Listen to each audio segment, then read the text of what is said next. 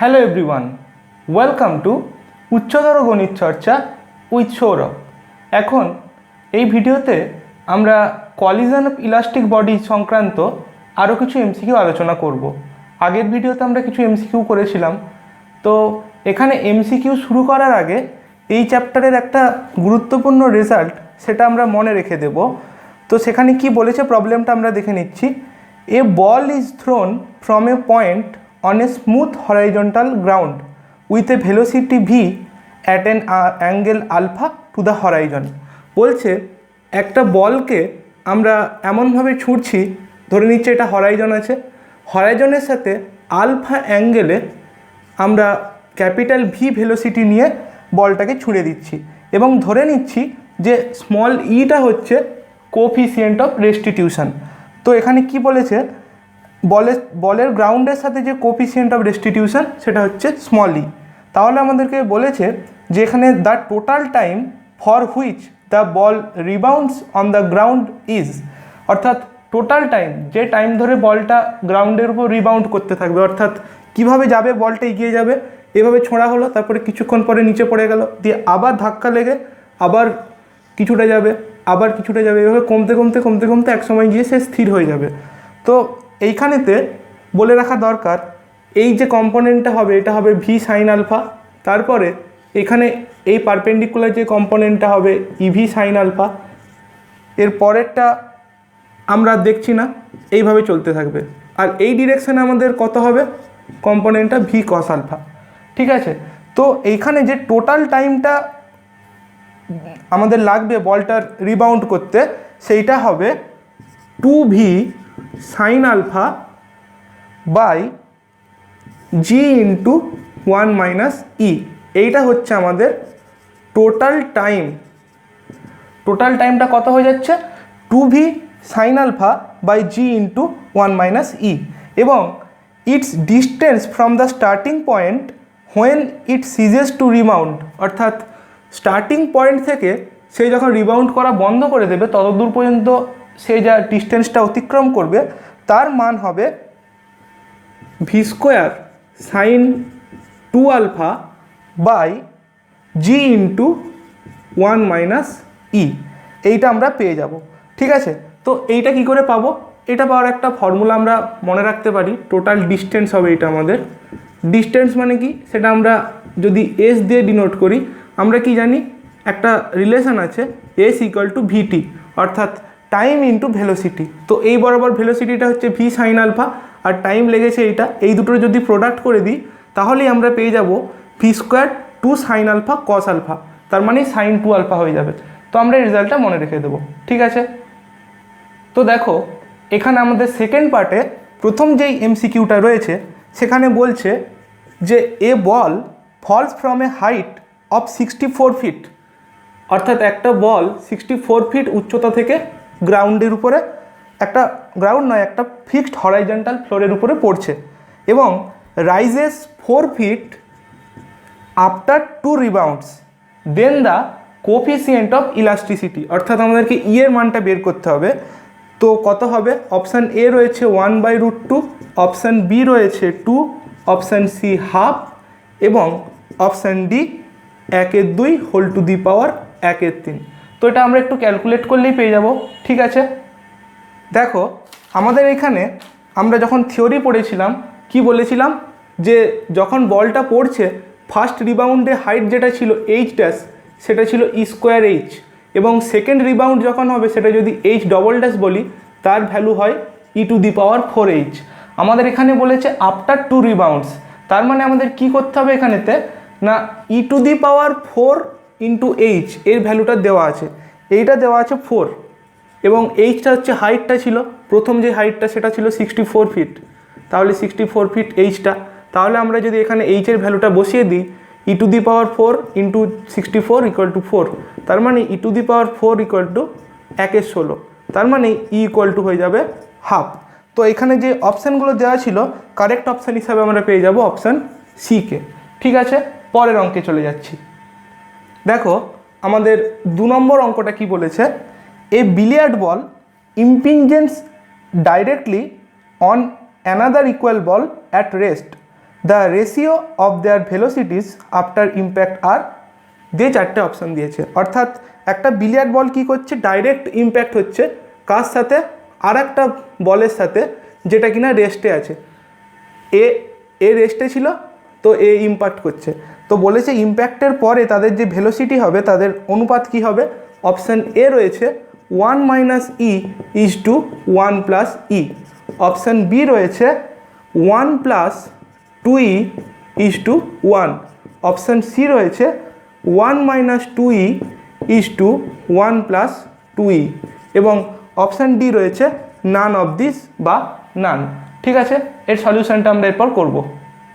তো দেখো, আমরা যদি এই ছবিটা আঁকার চেষ্টা করি, ধরে নিচ্ছি এই একটা বল আছে আর এই একটা বল আছে, দুজনেরই মাস সেম। তো আমরা দুজনেরই মাস ধরে নিচ্ছি স্মল m ধরে নিচ্ছি। তো এই বলটার ইনিশিয়াল ভেলোসিটি হচ্ছে ইউ, অর্থাৎ ইম্প্যাক্টের আগে, আর এটা তো ইম্প্যাক্টের আগে রেস্টে ছিল। তো ইম্প্যাক্টের পরে এই বলটার ভেলোসিটি ধরছি v1 আর এটার ভেলোসিটি ধরছি v2। তো আমরা প্রথমে যদি principle of conservation of linear momentum অর্থাৎ রৈখিক ভরবেগের সংরক্ষণ সূত্র কাজে লাগাই, কি পাবো, সংঘর্ষের আগে ভরবেগ অর্থাৎ mu + m × 0 = আমাদের হয়ে যাচ্ছে m × v1 + m × v2। এটা হচ্ছে সংঘর্ষের পরে অর্থাৎ আফটার ইম্প্যাক্ট আমাদের যেই লিনিয়ার মোমেন্টামটা হচ্ছে। অতএব আমরা কি পেয়ে যাব, u = v1 + v2। এটা আমরা দিয়ে দিচ্ছি 1 নম্বর। এরপর আমরা যদি নিউটনের এক্সপেরিমেন্টাল ল অন ইম্প্যাক্ট কাজে লাগাতে চাই, কি পাবো, v2 - v1 = e × u1, মানে প্রথম বলটার ইম্প্যাক্টের আগে যেটা গতিবেগ মাইনাস u2 যেটা সেটা 0 ছিল। অতএব কি পেয়ে যাব, v2 - v1 = e × u। এটা পেয়ে যাচ্ছি আমরা। এরপর u এর মানটা 1 নম্বর থেকে যদি বসাই, e × v1 + v2। ঠিক আছে, তো এইখান থেকে আমরা যদি একটু সিম্পলিফাই করি তাহলেই দেখতে পেয়ে যাব যে v1 অনুপাত v2 এইটা আমরা পেয়ে যাব 1 - e = 1 + e। ঠিক আছে, তো এখানে যেই কারেক্ট অপশানগুলো দেওয়া ছিল সেটার মধ্যে আমাদের ঠিক হয়ে যাচ্ছে অপশান এ। তো আমরা নেক্সট প্রবলেমে দেখছি। এখানে বলেছে টু পারফেক্টলি ইলাস্টিক স্ফিয়ার। এখানে বলে দিয়েছে যে দুটো পারফেক্টলি ইলাস্টিক হলে আমাদের কি হয়, ই এর মানটা আমাদের হয়ে যায় 1। বলছে two perfectly elastic spheres each of mass m, দুজনেরই মাস বলেছে m, moving in the same direction with velocities u and v। ভেলোসিটিগুলো বলে দিয়েছে u আর v, একটা বলের ভেলোসিটি u আর একটা হচ্ছে v। কোলাইড ডাইরেক্টলি, এরা ডাইরেক্টলি ইম্পিঞ্চ করলো বা কোলাইড করলো।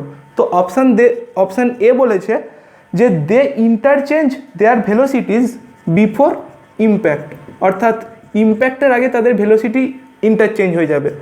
দে ইন্টারচেঞ্জ দেয়ার ভেলোসিটিস আফটার ইম্প্যাক্ট, এটা রয়েছে অপশান বিতে। অপশান সিতে রয়েছে দে ডু নট ইন্টারচেঞ্জ দেয়ার ভেলোসিটিস, এবং অপশান ডিতে রয়েছে বোথ ভেলোসিটি 0। তো কারেক্ট অপশান কোনটা হবে আমরা ক্যালকুলেট করলেই পেয়ে যাব। দেখো, আমরা যেহেতু পারফেক্টলি ইলাস্টিক বলা আছে তাহলে ই এর মানটা হয়ে যাবে 1। আমরা ধরে নিচ্ছি যে u1 এবং u2 হচ্ছে ভেলোসিটি আফটার ইম্প্যাক্ট, বল দুটোর ভেলোসিটি, একজনের u1 আর একজনের u2। তো আমরা প্রথমে নিউটনের এক্সপেরিমেন্টাল ল অন ইম্প্যাক্ট কাজে লাগাবো। তো কি পেয়ে যাব, u2 - u1 = e × আমাদের হয়ে যাচ্ছে u - v। কারণ এইটা আমাদের যদি আমরা কম্পেয়ার করি যে এইটা v2 হচ্ছে, এটা v1 হচ্ছে, এটা u1, এটা u2, তো তার স্থলে আমরা ভ্যালুগুলো বসিয়েছি। ঠিক আছে, তারপরে দেখো আমরা কি পেয়ে যাব, অতএব u2 - u1 = e এর মানটা 1 বসিয়ে দিচ্ছি, তার মানে u - v, এটা আমরা দিয়ে দিচ্ছি 1 নম্বর। এরপর আমরা যদি principle of conservation of linear মোমেন্টামটা কাজে লাগাতে চাই তাহলে কি পাবো, mu + mv = m u1 + m u2। অতএব আমরা পেয়ে যাব u1 + u2 = u + v, এটা দিচ্ছি 2 নম্বর। এরপর 1 আর 2কে আমরা যদি সমাধান করি তাহলেই পেয়ে যাব u1 = v এবং u2 সমান u। তো u1টা কী ছিল, প্রথম যে বলটা ছিল তার ভেলোসিটি আফটার ইম্প্যাক্ট কি দেখতে পাচ্ছি, সেটা কিন্তু দ্বিতীয় যে বলটা ছিল বিফোর ইম্প্যাক্ট তার সাথে সমান হয়ে যাচ্ছে। তার মানে ভেলোসিটিগুলো কি হচ্ছে, ইন্টারচেঞ্জ হয়ে যাচ্ছে। অর্থাৎ এ মুভ করছিল ইউ ভেলোসিটি নিয়ে, এ ভি ভেলোসিটি নিয়ে মুভ করছিল। তো কলিশনের পরে এর ভেলোসিটি কার সাথে সমান হয়ে যাচ্ছে, এর সাথে, আর এর ভেলোসিটি সমান হয়ে যাচ্ছে এর সাথে। তার মানে দে ইন্টারচেঞ্জ দেয়ার ভেলোসিটি আফটার ইম্প্যাক্ট। তার মানে এখানে যে অপশানগুলো দেওয়া ছিল কারেক্ট অপশান হিসাবে আমরা পেয়ে যাব অপশান বিকে। ঠিক আছে, পরের অঙ্কে চলে যাচ্ছি। দেখো 4 নম্বর অঙ্ক আমাদের কি বলেছে, যে দুটো perfectly elastic bodies of মাসেস m1 and m2, একজনের মাস বলা আছে m1 আর একজনের m2, তারা moving with velocities u1 and u2 in the same direction. এরা u1 এবং u2 ভেলোসিটি নিয়ে একই ডাইরেকশানে মুভ করছে, বলছে ইম্পিঞ্জ ডাইরেক্টলি, এবং এরা ডাইরেক্ট ইম্পিঞ্জ ঘটাচ্ছে। তাহলে বলছে the loss of kinetic energy due to impact. তাহলে ইম্প্যাক্টের দরুন কাইনেটিক এনার্জির যে লসটা হবে সেটা আমাদের কি হবে, অপশান এ দেওয়া রয়েছে half m1 m2 by m1 plus m2 into u1 minus u2 whole square. Option B রয়েছে half m1 m2 by m1 plus m2 into mod of u1 minus u2। Option C রয়েছে half m1 m2 by m1 plus m2 into u1 square minus u2 square, এবং option D রয়েছে none. তো এখানে যেহেতু দুটো perfectly elastic body ইম্পিঞ্জ করছে, আমরা থিওরিতেই পড়েছিলাম যে যদি পারফেক্টলি ইলাস্টিক বডিজ হয় সেই ক্ষেত্রে আমাদের লস অফ কাইনেটিক এনার্জির মান হয়ে যায় 0। তো যেহেতু এখানে 0টা কোনো অপশানে দেওয়া নেই, কারেক্ট অপশান হিসাবে আমরা পেয়ে যাব নান অফ দিস, অর্থাৎ অপশান ডি। পরের অঙ্কে চলে যাচ্ছি। দেখো পরের অঙ্কে বলেছে a sphere impinges directly on another sphere at rest and is reduced to rest by the impact. অর্থাৎ বলেছে একটা স্ফিয়ার আর একটা স্ফিয়ারের সাথে ইম্পিঞ্জ করছে ডাইরেক্টলি, যেই স্ফিয়ারটা কিনা রেস্টে ছিল, অর্থাৎ এর ইনিশিয়াল ভেলোসিটিটা ছিল 0 এবং আমরা ধরে নিচ্ছি এর ইনিশিয়াল ভেলোসিটি ইউ। তো তারপরে কি বলছে, and is reduced to rest by the impact, এবং এই স্ফিয়ারটা রেস্টে চলে আসছে ইম্প্যাক্টের পরে। তার মানে ইম্প্যাক্টের পরে এর ভেলোসিটি হয়ে যাচ্ছে 0, এবং আমাদের বলা আছে কোএফিসিয়েন্ট অফ রেস্টিটিউশনটা স্মল ই। তাহলে বলেছে দ্য রেশিও অফ দেয়ার মাসেস, অর্থাৎ এর এবং এর আমরা ধরে নিচ্ছি এর ভর m1 এবং এর ভর m2। তো m1 ইস টু m2 কত হবে, অপশান এ দেওয়া রয়েছে 1 plus E is to 1, option B রয়েছে 1 is to 1 minus E, option C রয়েছে ই is to 1, option D 1 is to 2ই। তো এটা আমরা ক্যালকুলেট করার চেষ্টা করছি। দেখো আমরা ধরে নিচ্ছি ছবিটা যদি আমরা আঁকি, এটা ইম্প্যাক্টের পূর্বে m1 ভরের গতি ছিল ইউ, এবং এটা তো 0 রেস্টে ছিল, এটা m2। তো এইটা রেস্টে চলে আসছে ইম্প্যাক্টের পরে, এবং এর গতিবেগ আমরা ইম্প্যাক্টের পরে ধরে নিচ্ছি v1। তাহলে আমরা কনজারভেশন অফ লিনিয়ার মোমেন্টাম যদি কাজে লাগাতে চাই তাহলে কি পাবো, m1 into you plus m2 into 0 সমান m1 into 0 plus m2 into v1, এটা পেয়ে যাচ্ছি। অর্থাৎ m1 ইউ সমান m2 v1, এটা দিচ্ছি 1 নম্বর।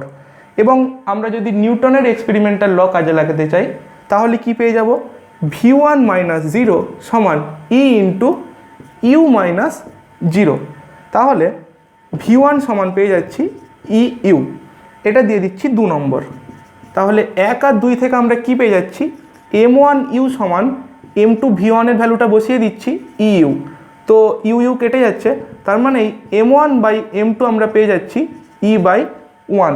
তার মানে m1 ইজ টু m2 এটা হয়ে যাচ্ছে ই ইজ টু 1। তার মানে যে অপশানগুলো দেওয়া ছিল কারেক্ট অপশান হিসাবে পেয়ে যাব অপশান সিকে। পরের অঙ্কে চলে যাচ্ছি। পরের অঙ্কে বলেছে যে a ball moving with a velocity μ√2 impinges on a smooth fixed plane at an angle 45 degree.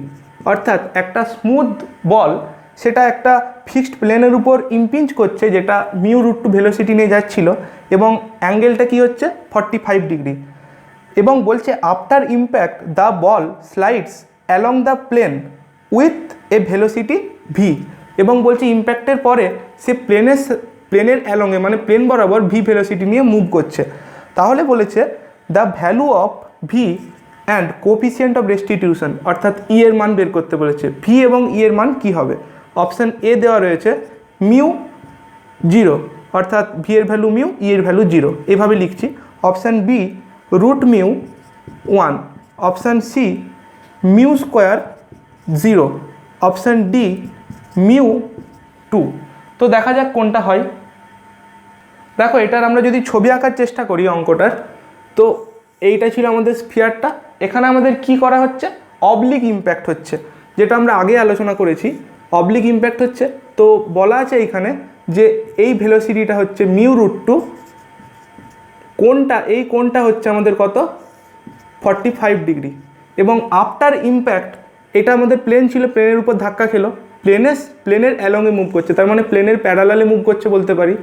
ভিটা এটা ভি হয়ে যাচ্ছে।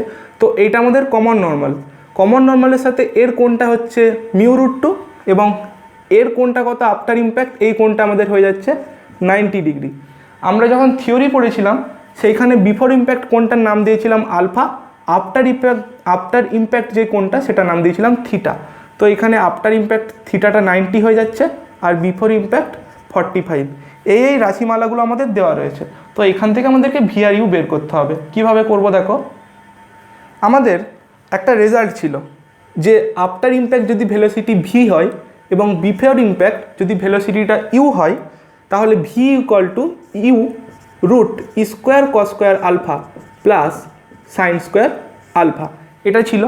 এইখানে আমাদের যেটা ইউ বলা আছে, অর্থাৎ ইনিশিয়াল ভেলোসিটিটা বিফোর ইম্প্যাক্ট, সেটা আছে মিউ রুট 2 এবং আলফা 45, থিটা 90 ডিগ্রি। তো থিটার প্রসঙ্গ যেহেতু আসলো, তার মানে ট্যান থিটার রিলেশনটা কাজে লাগাবো। ট্যান থিটা সমান 1/e ট্যান আলফা। তো এইটা আমাদের রয়েছে রিলেশন, আমরা জেনেছি আগের দিনে। তো এরপর আমরা যদি এই রিলেশন থেকে কাজে লাগাতে চাই, কি পেয়ে যাব? ভি সমান ইউ এর মানটা হচ্ছে মিউ রুট 2 ইন্টু ই স্কোয়ার কস 45 মানে কত? 1/√2, তার মানে ই স্কোয়ার ইন্টু হাফ প্লাস এটাও হাফ, তার মানে এখানে লসাগু করলে 2 হয়ে যাবে, তো বাইরে এলে √2 হয়ে যাবে, তার মানে আলটিমেট হয়ে যাবে মিউ ইন্টু রুট ওভার ই স্কোয়ার প্লাস 1। এখন এই রিলেশন থেকে আমরা ই এর ভ্যালু কত পেয়ে যাব? এটা যদি 2 নম্বর দিই, এটা 1 নম্বর দিই, তো 2 নম্বর থেকে আমরা পেয়ে যাচ্ছি ই সমান tan alpha divided by tan theta. যদি মানটা বসাই, ট্যান 45 ডিগ্রি মানে 1, আর ট্যান 90 মানে টেন্ডিং টু ইনফিনিটি, তো 1/∞ হুইচ ইজ টেন্ডিং টু 0, মানে প্রায় এটার মানটা 0 হয়ে যাবে। তো ই এর ভ্যালু যেই 0 হয়ে গেল, এখান থেকে কি পেয়ে যাচ্ছি? ভি সমান মিউ, অর্থাৎ ভি এর মান হচ্ছে মিউ এবং ই এর মান 0। তো যে অপশানগুলো দেওয়া ছিল, কারেক্ট অপশান হিসেবে আমরা পেয়ে যাব অপশান এ কে। তো এই ছিল আমাদের কলিজন অফ ইলাস্টিক বডি সংক্রান্ত কিছু এমসিকিউ। তো এই চ্যাপ্টারে এই ধরনের এমসিকিউই রয়েছে। তোমাদের যদি আরও কোনো এমসিকিউ করতে গিয়ে আটকায়, তোমরা আমাকে কমেন্ট সেকশানে জানাতে পারো, আমি তখন করে দেওয়ার চেষ্টা করব। এবং এই চ্যাপ্টারের কি গুরুত্বপূর্ণ জিনিস, আমাদের যা অঙ্ক করলাম আমরা দেখতে পেলাম বেসিক্যালি দুটো প্রিন্সিপাল দিয়ে হয়ে যাচ্ছে। একটা তো নিউটনের এক্সপেরিমেন্টাল ল অন ইম্প্যাক্ট, আর একটা principal of conservation of linear momentum. তো এই দুটোর উপর বেস করে হয়েছে। ঠিক আছে, তো তোমাদের যদি ভিডিওটা ভালো লেগে থাকে অবশ্যই লাইক কমেন্ট শেয়ার করো, এবং আমার চ্যানেলে নতুন হলে সাবস্ক্রাইব করে বেল আইকনটা প্রেস করে দাও। এবং এই এমসিকিউ এর পিডিএফটা আমি ভিডিও ডেসক্রিপশান বক্সে দিয়ে দিচ্ছি। Thanks for watching.